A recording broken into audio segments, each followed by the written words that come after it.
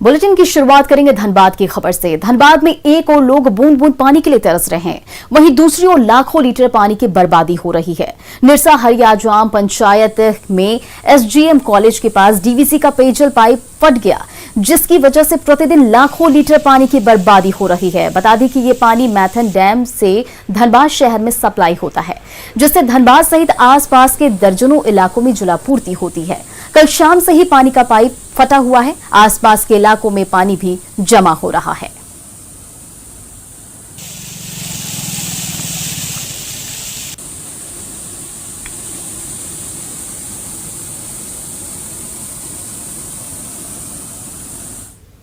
Pipe फटा हुआ है, पानी न जाने कितना लाख लीटर जा रहा है, बह रहा है, लेकिन जानकारी तो हर एक इंसान का है। रात दिन एसीएल का ड्यूटी करने वाला आ रहा है, जा रहा है, अधिकारी लोग आ रहा है, जा रहा है, लेकिन किसी को ध्यान नहीं है। इतना गर्मी में पानी का हाहाकार है, लेकिन यहाँ कोई ध्यान नहीं दे रहे हैं। पानी हम लोग को आके यहाँ ठीक करवा दें और काम आएंगे। यही कि पानी को बह रहा है, ज़्यादा पानी नुकसान हो रहा है, इसको ठीक करवाया आके। गिरिडीह में हाथी का एक बच्चा कुएं में गिर गया। सरिया के नीमटांड गांव में हाथियों के झुंड से बिछड़कर हाथी का एक बच्चा कुएं में गिर गया। जैसे वन विभाग की टीम को खबर मिली, टीम मौके पर पहुंच गई और 3 जेसीबी मशीन की मदद से हाथी के बच्चे का रेस्क्यू किया गया। कुएं से बाहर निकलने के लिए रास्ता बनाया गया और फिर डूब रहे हाथी के बच्चे को निकाला गया। तस्वीरों में आप देख सकते हैं कैसे हाथी के बच्चे को बाहर निकालने के लिए रास्ता बनाया गया, फिर हाथी का बच्चा आहिस्ता आहिस्ता बाहर निकला। इस दौरान हाथी का बच्चा 1-2 बार लड़खड़ा भी रहा है, लेकिन आखिर में वो कुएं से बाहर निकल ही जाता है।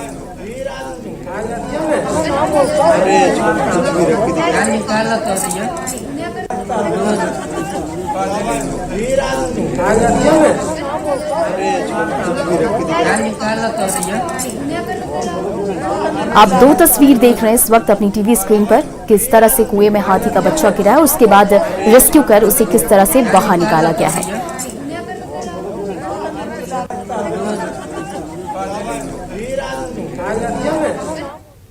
और राज्य में मौसम का मिजाज बदल गया है। बारिश की हल्की फुहार से लोगों को गर्मी से राहत मिली है। 5 मई तक तेज हवा के साथ बारिश की संभावना है। जायजा लिया न्यूज 18 के संवाददाता ओम प्रकाश ने। राजधानी रांची में आज मौसम का मिजाज पूरी तरह से बदल चुका है। आपको बताना चाहेंगे कि राजस्थान और बिहार में जिस तरह से साइक्लोन का असर है, उसका असर जो है वो झारखंड में भी पड़ता हुआ नजर आ रहा है। पूरे प्रदेश भर की अगर बात की जाए तो मौसम विभाग ने जो पूर्वानुमान जारी किया, उसके अनुसार 5 मई तक पूरे प्रदेश भर में हल्के और मध्यम दर्जे की बारिश जो है वो देखी जा सकती है। इसके अलावा जो 30 से 40 किलोमीटर की रफ्तार से हवाएं भी चलेंगी, इसके साथ ही ठनके की भी संभावना जो है वो जाहिर की गई है मौसम विभाग के द्वारा। आपको ये भी बताना चाहेंगे कि जिस तरह से गर्मी है, उससे थोड़ी राहत जो है प्रदेश भर में वो देखने को मिलेगी।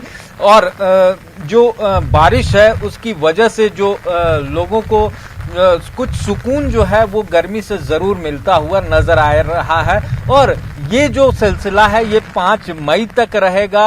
मौसम विभाग के द्वारा जो आशंका जाहिर की गई है, जो पूर्वानुमान लगाया गया, उसके अनुसार 5 मई तक पूरे झारखंड में कुछ इसी तरह की मौसम होंगी और हवाओं की रफ्तार भी तेज होगी, जो हो सकता है कि किसी तरह की परेशानी भी देखने को मिले। लोगों के जनजीवन पर भी इसका असर साफ तौर से पड़ सकता है। तो जरूरी है मौसम विभाग के द्वारा जो ये पूर्वानुमान लगाया गया है, उससे गर्मी से तो लोगों को राहत मिलेगी, लेकिन थोड़ा जो उन्हें परेशानी उसका भी सामना करना पड़ सकता है। कैमरामैन संत के साथ ओम प्रकाश, न्यूज 18 रांची। टाटा से लखनऊ के लिए ऑक्सीजन एक्सप्रेस रवाना होगी। लिंडे के जमशेदपुर यूनिट में कंटेनरों की रिफिलिंग हो रही है। सूत्रों के मुताबिक टाटा नगर रेलवे स्टेशन से लखनऊ के लिए ऑक्सीजन एक्सप्रेस आज शाम या फिर मंगलवार सुबह को रवाना हो सकती है। बताया जा रहा है कि केंद्र सरकार की ओर से रेलवे को ऑक्सीजन के लिए 14 कंटेनर टाटा नगर में मिल गया है। इस कंटेनर में ऑक्सीजन रिफिलिंग का काम चल रहा है। वहीं लिंडे के जमशेदपुर यूनिट कंटेनरों को रिफिल कर रही है। रिफिलिंग होते ही इसे लखनऊ के लिए रवाना कर दिया जाएगा। इससे पहले बीते मंगलवार को झारखंड के स्वास्थ्य मंत्री बन्ना गुप्ता ने जमशेदपुर से 2 टैंकरों से 58 टन लिक्विड ऑक्सीजन दिल्ली को भेजा। इसके अलावा राजस्थान सरकार ने भी मदद मांगी है। इसके साथ ही हरियाणा सरकार ने भी हर दिन 40 metric ton liquid medical oxygen की डिमांड केंद्र सरकार से की है, ताकि झारखंड के जमशेदपुर से उन्हें ऑक्सीजन मिल सके।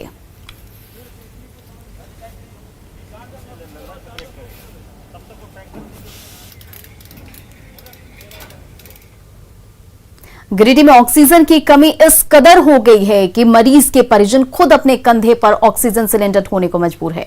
एक व्यक्ति भंडारडीह में खुद ऑक्सीजन सिलेंडर रिफिल करवाने पहुंचा और सीओडी स्थित एक अस्पताल में अपने मरीज तक पहुंचाया। पीड़ित को बताया गया कि अस्पताल में ऑक्सीजन नहीं है, जिसके बाद पीड़ित के परिजन खुद ऑक्सीजन सिलेंडर लेकर रिफिल करवाने के लिए निकल पड़े।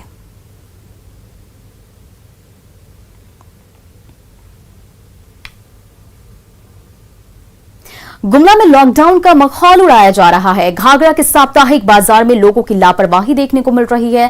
लोग सोशल डिस्टेंसिंग की जमकर धज्जियां उड़ा रहे हैं। बढ़ते कोरोना के बावजूद भी लोग मान नहीं रहे। न ही कोविड प्रोटोकॉल का पालन किया जा रहा है और न ही सोशल डिस्टेंसिंग का ख्याल रखा जा रहा है।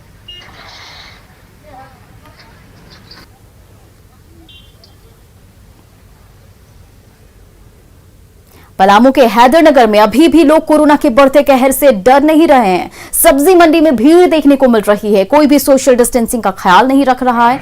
तस्वीरों में आप देख सकते हैं, तस्वीरें हैदरनगर के सब्जी मंडी की है।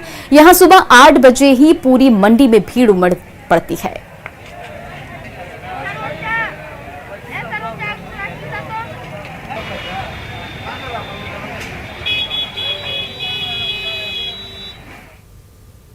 देवघर के लक्ष्मी मार्केट में भी सोशल डिस्टेंसिंग के धज्जियां उड़ाई जा रही है। जाम और भीड़ से लोग परेशान हैं। देवघर के लक्ष्मी मार्केट के पास लोगों की काफी भीड़ देखी जा रही है। यहां लोग ना ही सोशल डिस्टेंसिंग का ख्याल रख रहे हैं, ना ही लोग मास्क लगाए दिख रहे हैं।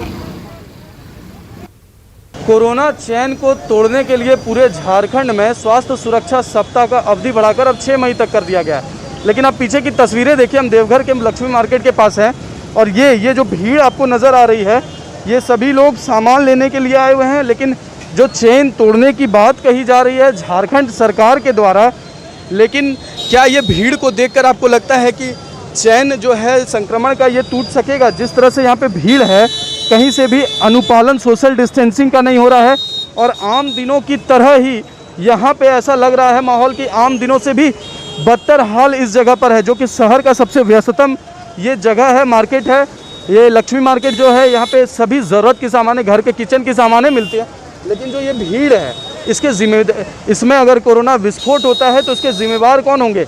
हालांकि देवघर में प्रतिदिन कोरोना संक्रमितों की संख्या में बढ़ोतरी भी देखी जा रही है और मौत का भी आंकड़ा डेली बढ़ रहा है। लेकिन ये जो सिचुएशन उत्पन्न हुआ है, इसके जिम्मेदार कौन होंगे? ये जो भीड़ है, इसके जिम्मेदार कौन होंगे? तस्वीरों में आप साफ देखिए कि चारों तरफ जिधर भी आपकी नज़रें पड़ेंगी, आपको लंबी लाइनें और लंबी भीड़ दिखाई देती होगी। आप देख सकते हैं लक्ष्मी मार्केट का ये गेट है और दोनों तरफ से, एक तरफ तो मेन बाज़ार मार्केट जाता है, दूसरी तरफ बस स्टैंड की तरफ जाता है। लेकिन दोनों तरफ जो हालात है, ये बहुत ही दुखदाई है और बहुत ही चिंताजनक है। इसमें बहुत ही ज़्यादा संक्रमण का भी खतरा बढ़ने का चांसेस है। पीछे की तस्वीरें आप देखें कि जिस तरह से भीड़ है, संक्रमण का खतरा कितना बढ़ रहा है और लोग जागरूक बिल्कुल नहीं दिख रहे हैं। सोशल डिस्टेंसिंग का भी पालन नहीं हो रहा है। अब अगर कोरोना विस्फोट देवघर में होता है तो इसके जिम्मेवार कौन होंगे? ये बहुत ही चिंताजनक बात है। मनीष दुबे, न्यूज़ 18, देवघर। कोरोना संक्रमितों की संख्या दिन प्रतिदिन बढ़ रही है, बावजूद लोग संभल नहीं रहे हैं। झरिया बाजार में अभी भी भीड़ देखने को मिल रही है। प्रशासन की सख्ती के बावजूद लोग अपनी कार्यशैली में बदलाव नहीं ला रहे। झरिया बाजार में जमकर कोविड प्रोटोकॉल का उल्लंघन किया जा रहा है। लोग चोरी छिपे अपनी दुकानों को चला रहे हैं।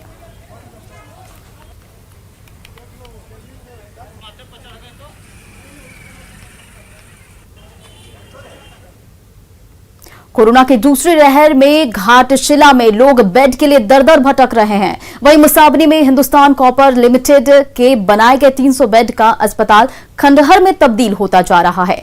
स्थानीय लोगों का कहना है कि आज भी इस अस्पताल को खोलने की प्रक्रिया शुरू की जाए तो निश्चित रूप से यह अस्पताल क्षेत्र के लिए लाइफलाइन बन सकता है।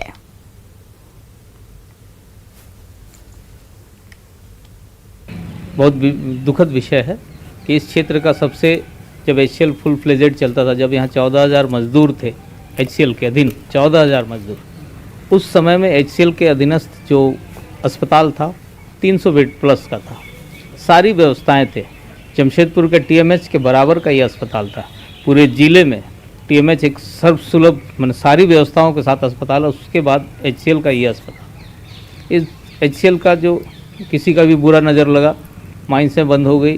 दूरदर्शी जो लोग, सरकार सोचते थे कि अच्छा दिन आ जाएगा, अच्छा माइंस खुलेगा, फिर लोगों को रोज़गार मिलेगा, बेहतर परिस्थिति बनेगी, लेकिन ऐसा नहीं हुआ।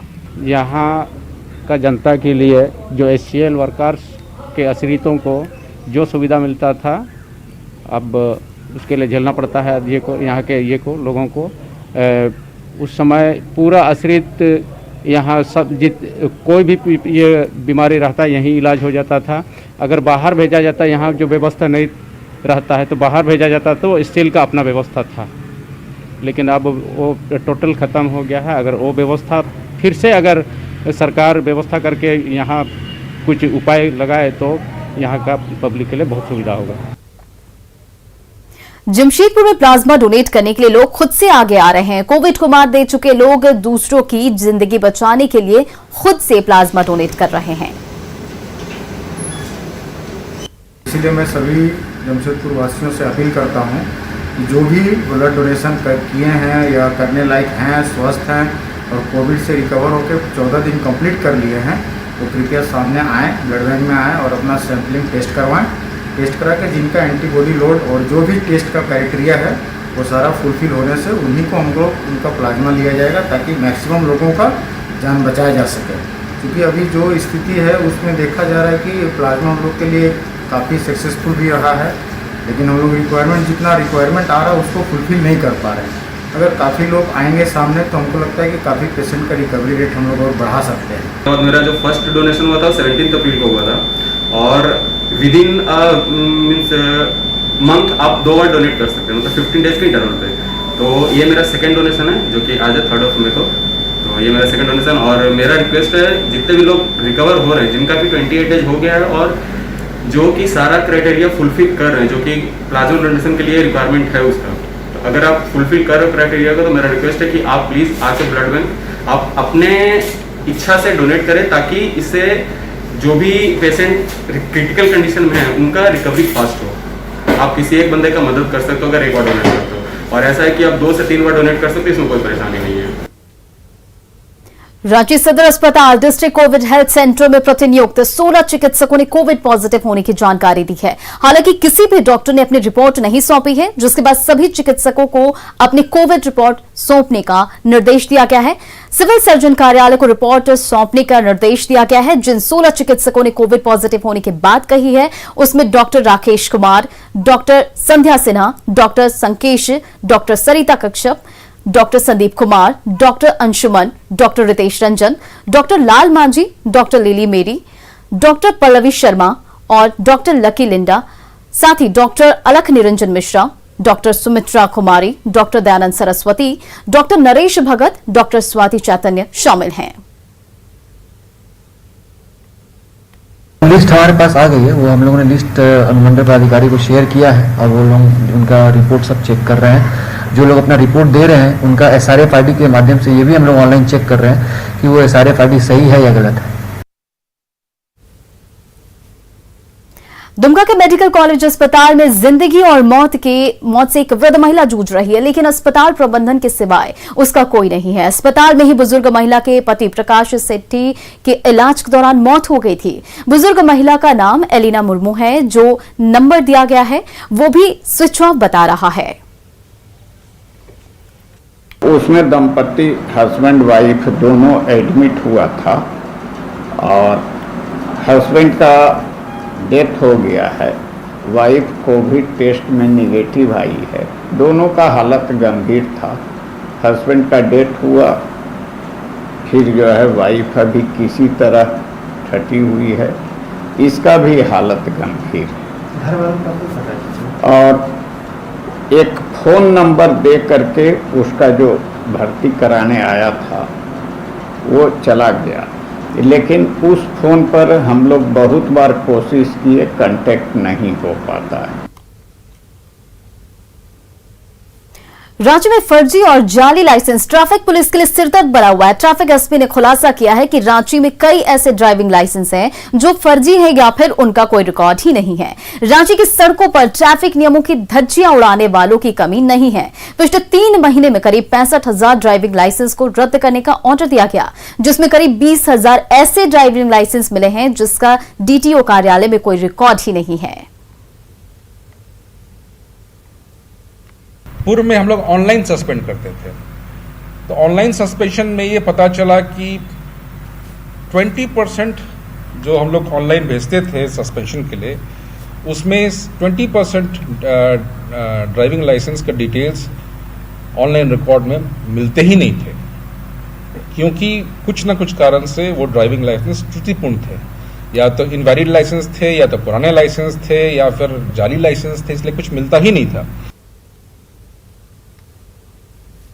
धनबाद के बीसीसीएल एरिया 1 अंतर्गत मोराईडीह स्थित आउटसोर्सिंग माइनअप कंपनी में आदिवासी समाज के दर्जनों महिला पुरुष ने पारंपरिक हथियारों के साथ प्रदर्शन किया। साथ ही कंपनी गेट के सामने बीसीसीएल के खिलाफ नारेबाजी की। रेतों का आरोप है कि बीसीसीएल ने उनकी 220.8 एकड़ जमीन पर जबरन कब्जा कर उत्खनन और क्वार्टर निर्माण शुरू किया।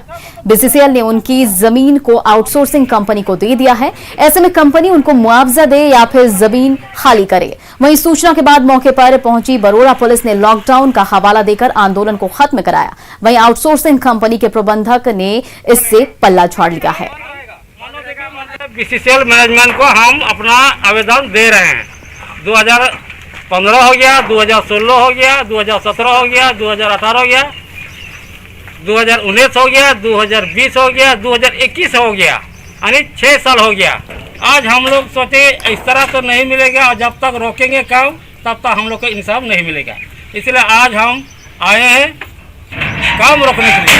काम को रोकेंगे तभी मैनेजमेंट आएगा।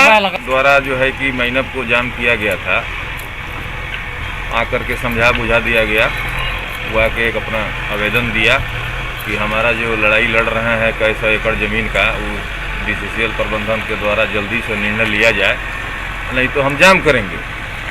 फिर लॉकडाउन का हवाला देते हुए किसी तरह समझा बुझा के उन लोग को यहाँ से हटा दिया गया। तो फिलहाल इस बुलेटिन में इतना ही। बने रहिए न्यूज़ 18 बिहार झारखंड के साथ।